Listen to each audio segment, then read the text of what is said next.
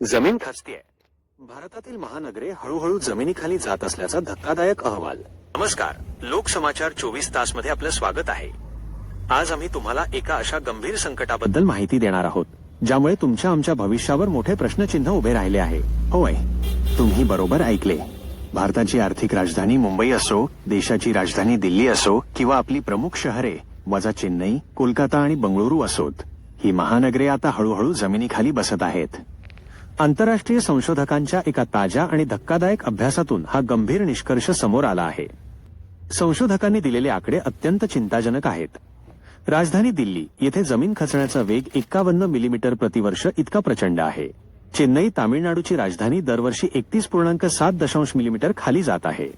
मुंबई, आपली मायानगरी मुंबई, 26.1 मिलीमीटर प्रतिवर्षाच्या दराने खाली सरकत आहे. कोलकाता या शहराचा वेग आहे 16.4 मिलीमीटर प्रतिवर्ष. बंगळुरू, आयटी हब म्हणून ओळखले जाणारे बंगळुरू, 6.7 मिलीमीटर प्रतिवर्षाच्या दराने खाली बसत आहे. तज्ज्ञांनी या सबसिडन्स जमीन खचण्यासाठी मुख्यतः 3 कारणे दिली आहेत. 1. अमर्याद शहरीकरण.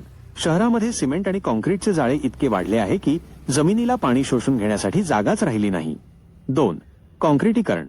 नैसर्गिक भूभाग सिमेंटच्या थराखाली गेल्यामुळे पाण्याचे नैसर्गिक चक्र बिघडले आहे. 3. अमर्याद भूजल उपसा. घरांसाठी, उद्योगांसाठी आणि शेतीसाठी जमिनीखालचे पाणी मोठ्या प्रमाणावर खेचले जात आहे. यामुळे जमिनीतील पोकळी वाढत आहे आणि जमीन खाली खचत आहे. हे आकडे आज लहान वाटू शकतात, पण तज्ज्ञांचा स्पष्ट इशारा आहे. जर वेळीच पाऊल उचलले नाही तर येत्या काही दशकांत इमारती, पूल, रस्ते आणि संपूर्ण पायाभूत सुविधांना मोठे आणि अपरिमित नुकसान सोसावे लागेल.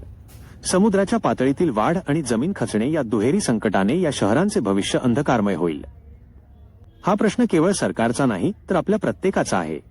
वेळ गेल्यानंतर सावध होणार की आजच जागे होऊन जलसंवर्धन, भूजल पुनर्भरण आणि नैसर्गिक बांधकामाला महत्त्व देणार.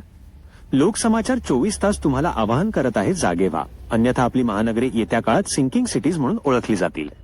या विषयावर पुढील अपडेटसाठी पाहत रहा लोकसमाचार 24 तास.